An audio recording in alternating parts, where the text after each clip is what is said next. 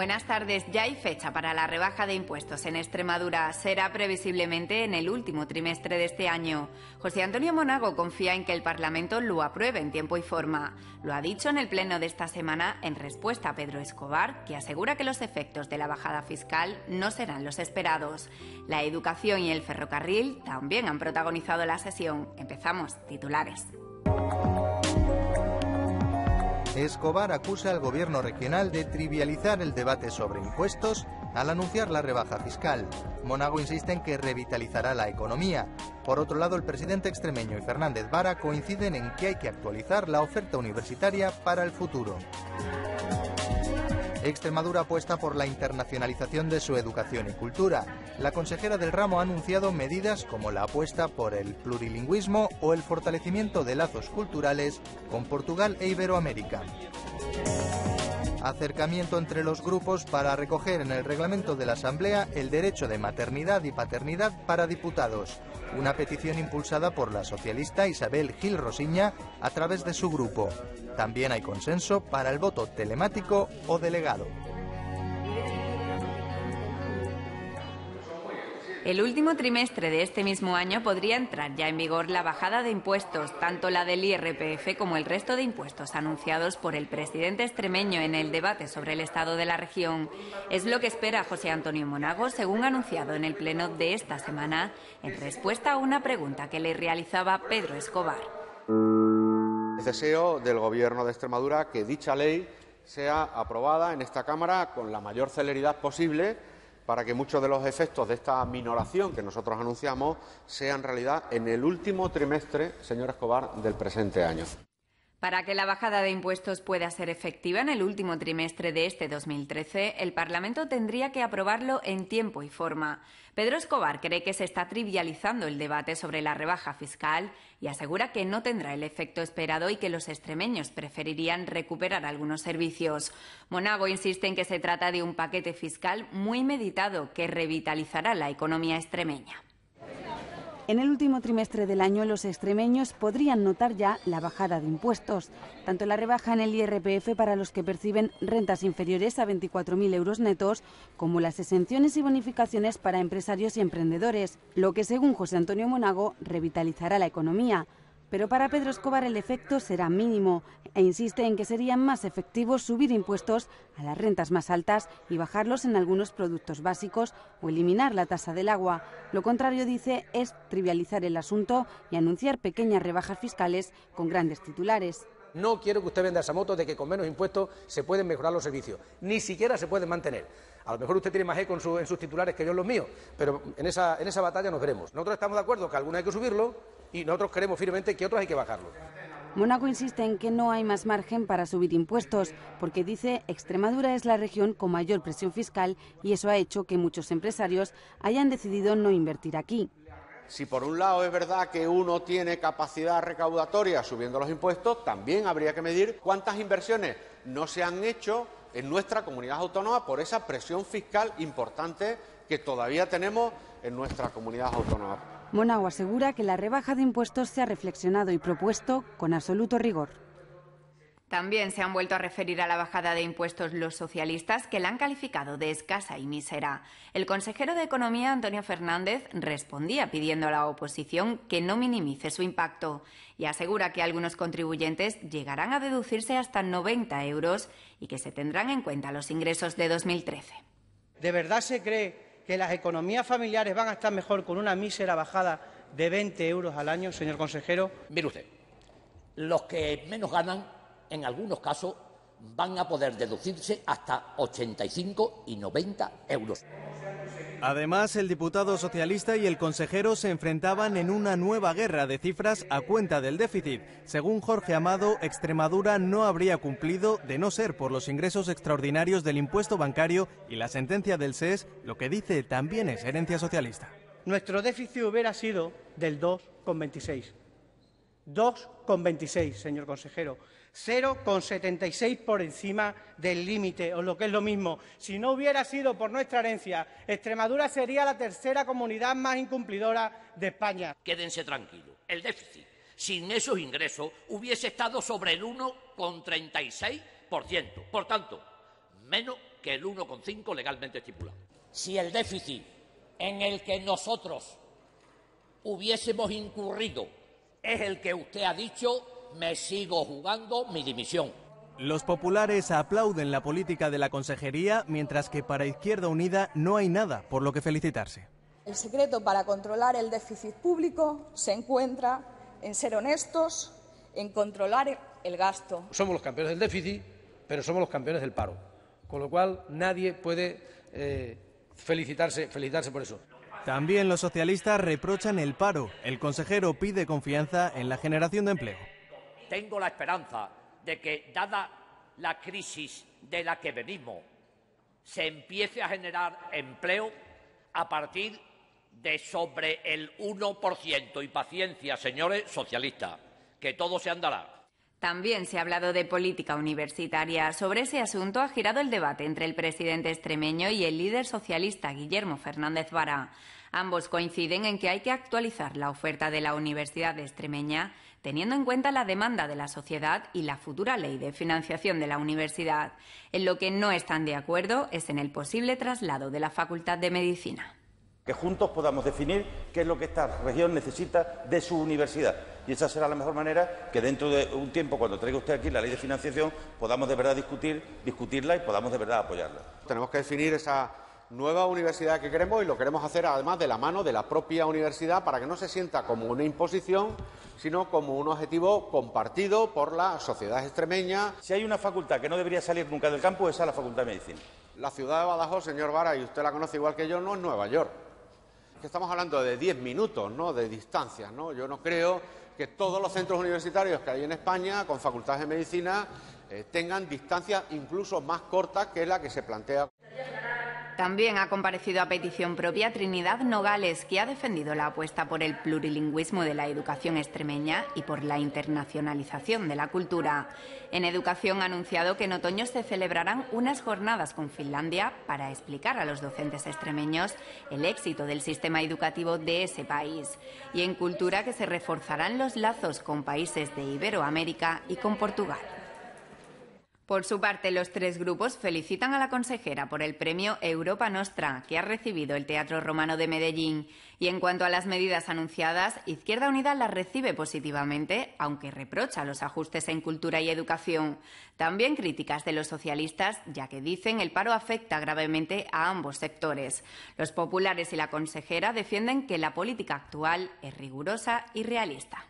La disminución del presupuesto de cultura o la reducción del número de profesorado o la restrictiva y muy injusta política de becas, también tenemos que ponerla encima de la mesa. ¿Cómo vamos a ir al éxito plurilingüista y bilingüista si tenemos menos profesionales dedicados a impartir la enseñanza en nuestros centros?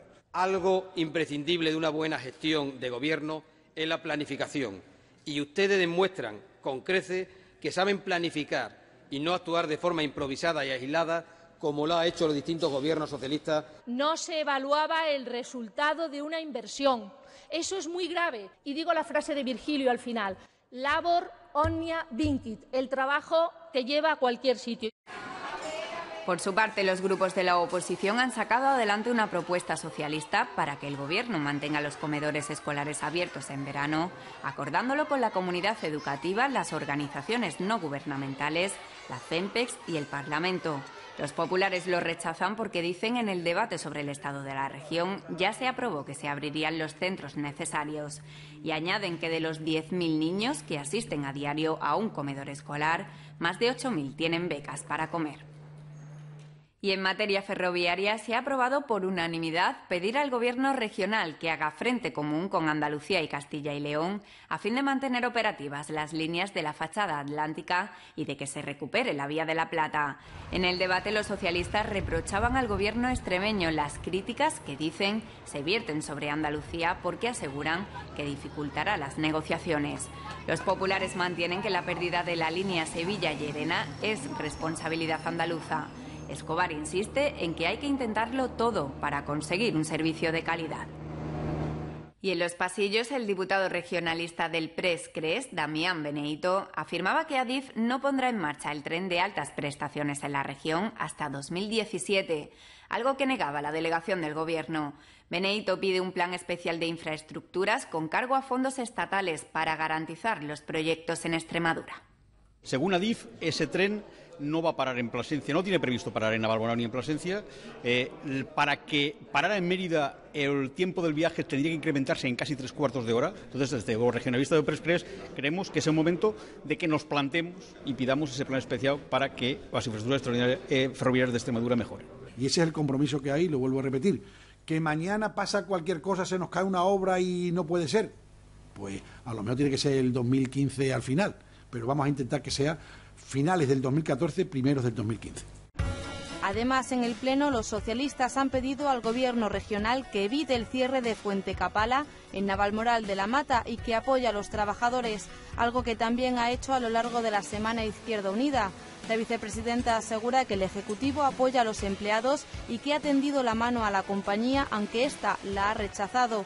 Teniente afirma que ahora se debe respetar la libertad de la empresa. Los socialistas vuelven a denunciar que los mayores de centros del SEPAD tienen problemas con la comida desde que se puso en marcha el proveedor único. El consejero de Administración Pública asegura que solo se han detectado en 3 de los 27 centros y que ya se han aplicado medidas para exigir calidad a la empresa. Por otra parte, Pedro Tomás Nevado Batalla ha informado de que el plan de reorganización del entorno tecnológico, RETO, ha supuesto un ahorro de 19,5 millones de euros en 2 años. Aprobada por unanimidad una propuesta para que el Gobierno regional asesore jurídicamente a los adjudicatarios afectados por la no construcción de viviendas del Plan 60.000 de la Data de Plasencia y el Junquillo de Cáceres. También se ha acordado el nombramiento de los 3 nuevos cargos del Consejo Consultivo: Juan Ignacio Barrero, Juan Manuel Rodríguez Barrigón y Andrés Heleno.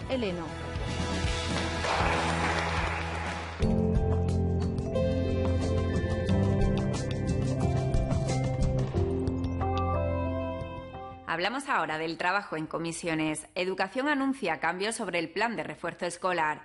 Este verano no se repetirá la experiencia del año pasado, sino que el dinero se destinará a otros programas a lo largo del curso, según ha explicado el Gobierno en la Asamblea. Los alumnos de secundaria que suspendan asignaturas y deban examinarse en septiembre, este verano ya no contarán con el plan de refuerzo estival. La medida se puso en marcha el año pasado de forma experimental durante 2 semanas, pero ahora sus fondos se dedicarán a otros programas que, según el secretario general de Educación, pondrán el acento en la prevención del fracaso escolar. Se trataba de una experiencia piloto y, como tal, sujeta a cambios. Y la Consejería ha considerado oportuno no ponerlo en marcha en el presente curso escolar, destinando su presupuesto a otros programas y actuaciones. Creemos en las medidas curativas o terapéuticas, pero mucho más en las medidas preventivas. Entre los programas a los que el Gobierno dedica mayor esfuerzo, según Díez Solís, está el Plan REMA, dirigido a alumnos en riesgo de exclusión social, o la creación de una red de escuelas de I+D+I para fomentar la investigación. Para los socialistas son insuficientes. Para los que no van a entrar en ese Plan REMA que ustedes nos anuncian, no va a haber ni planes PROA, ni planes de refuerzo estival, ni nada de nada. Y es que, dígame usted, señor César Díez Solís, ¿quién debe remar? ¿Remamos todos o solo rema la familia y los alumnos? El Gobierno regional insiste en que no quiere más planes puntuales y que, una vez reducidos los fondos estatales, aportará recursos propios para luchar contra el abandono escolar. En la misma comisión, el presidente autonómico del sector de enseñanza del sindicato CESIF ha considerado necesaria la reforma de la ley educativa a nivel nacional, aunque no está de acuerdo con algunas propuestas como las fórmulas de privatización. Manuel Pascual pide un pacto político para que no se cambie el sistema dependiendo de los gobiernos. En nuestra opinión, LOMCE no, LOE tampoco. Es imprescindible obtener o llegar a un mínimo acuerdo sobre cómo deba ser el sistema educativo para que le dé esa estabilidad que es imprescindible para conseguir los resultados. También ha comparecido el presidente del colectivo de teatro y danza de Extremadura, que asegura desconocer los detalles de cómo repercutirá en las compañías la compensación del IVA cultural. Pedro Rodríguez Ruiz subraya que en Extremadura apenas hay teatros privados y que la mayoría de empresas trabaja con contratos con la administración pública, pero pagando el IVA al 21%. Y dice que no sabe si se les devolverá ese dinero. Por otra parte, se ha referido a los 305.000 euros en ayudas que el colectivo recibe del Gobierno autonómico. Unas ayudas que considera insuficientes pero imprescindibles, aunque critica que se conceden con arbitrariedad y oscurantismo. Lo que es el teatro de base, el teatro que hacemos las casi 50 compañías extremeñas que nos movemos en esta región, nos está repercutiendo de entrada negativamente porque estamos aplicando los mismos cachés y tenemos que aplicarle un IVA de 21%. No sé si después me va a dar una subvención, no sé, porque realmente nadie se ha puesto en contacto para nosotros, primero, para decirnos cómo nos afectaría y, segundo, para dar nuestra opinión. Por su parte, el director general de Promoción Cultural ha confirmado que el Gobierno extremeño no descarta acudir a los tribunales para reclamar los 40.000 volúmenes del monasterio de Yuste que ahora están en la Universidad de Comillas. Según José Antonio Agúndez, el Ejecutivo está a la espera de que los monjes jerónimos expliquen cómo se realizó el trasvase de libros.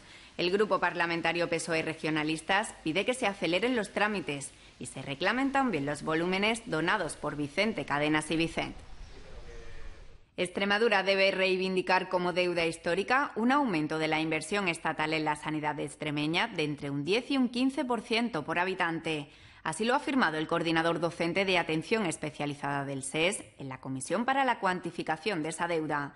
Remigio Cordero, que también es presidente de la Asociación para la Defensa de la Sanidad Pública, cree que es más efectivo reclamar un aumento del gasto actual que pedir que se pague lo que no se invirtió en Extremadura antes de las transferencias. Y pide que sean tenidos en cuenta criterios como el número de especialistas sanitarios o la dispersión. Una reivindicación desde Extremadura de que el gasto sanitario por habitante se incremente como mínimo un 10% con relación a la media española es una reivindicación totalmente justa. Por último, ha comparecido en comisión la directora general de la Corporación Extremeña de Medios Audiovisuales, la CEXMA. Según Beatriz Maeso, la Sala de lo Social del Tribunal Superior de Justicia de Extremadura ha fallado a favor de la corporación y ha determinado que el exdirector de la Sociedad Pública de Televisión Extremeña, Pablo Sánchez, no fue despedido de forma improcedente. Además, hay abierto otro juicio en el que Sánchez pide una indemnización de 45 días por año, según una cláusula de su contrato, lo que sumaría unos 45.000 euros. Izquierda Unida apuesta por la no indemnización de directivos cuando acaban su trabajo. Los socialistas piden respeto al proceso judicial. Y los populares afirman que hay otros exaltos cargos socialistas en empresas públicas que también reclaman altas indemnizaciones. La próxima semana arranca con Comisión de Economía. El martes, Mesa de la Asamblea y Comisión de Salud y Política Social. El miércoles, Comisión de Hacienda y Presupuestos. Y el jueves, de Administración Pública. Ya el viernes habrá Comisión de Asuntos Europeos y de Empleo.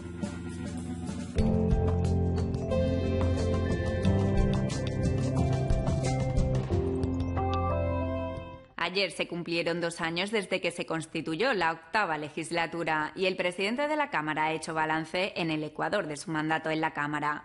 Para Fernando Manzano han sido 2 años en los que el Parlamento ha aumentado su actividad y transparencia. El 21 de junio de 2011 se constituyó la 8ª legislatura, 2 años en los que se han celebrado 55 plenos y 278 comisiones y se han aprobado 8 leyes.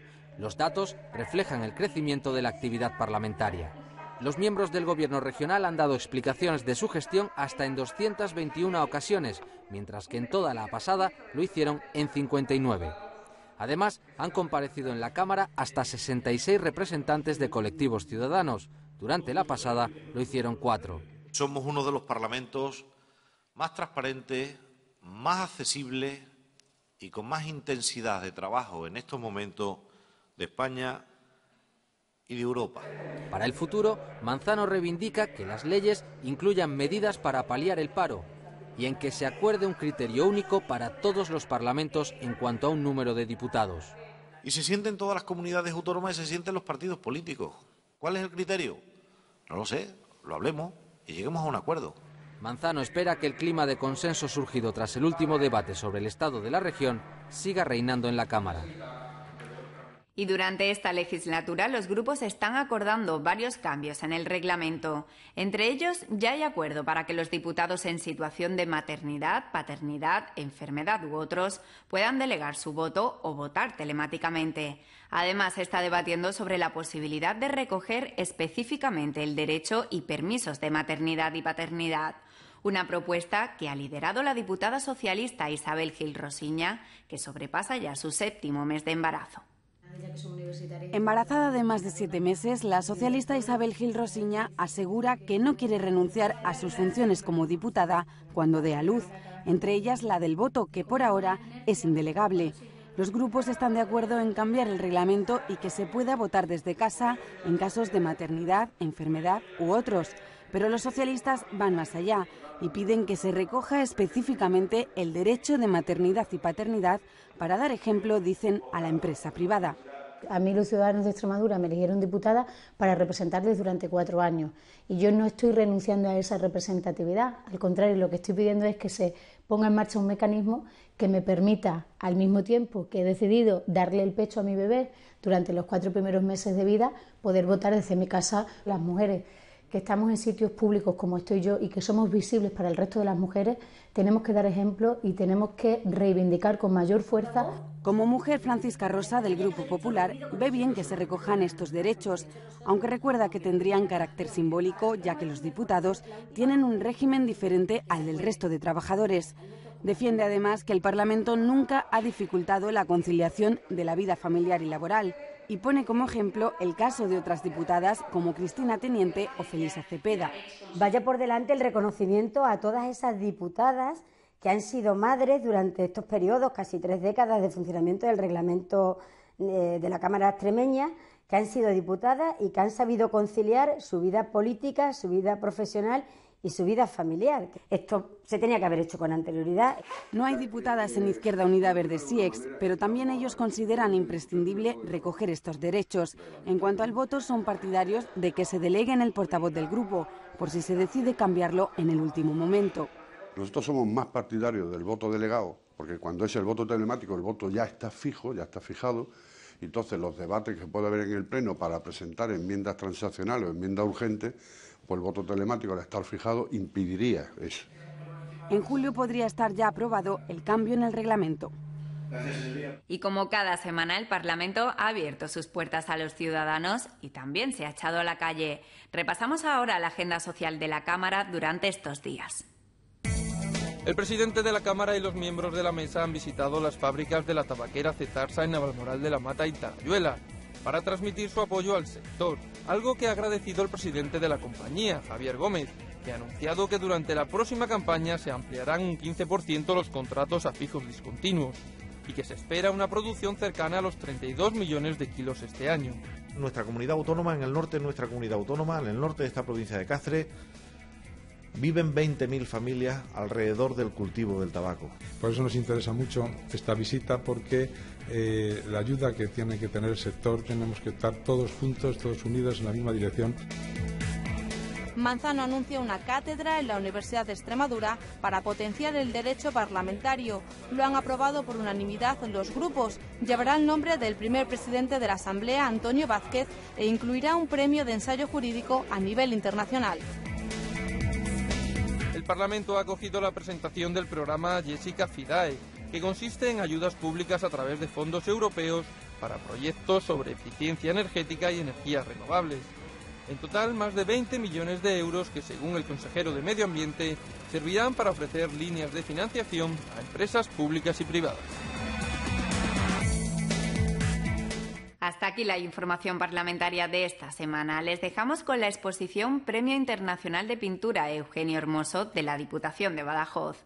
Pueden volver a vernos en nuestra web y tienen más actualidad en la página de la Asamblea, su canal de YouTube y sus perfiles de Facebook y Twitter. Buen fin de semana.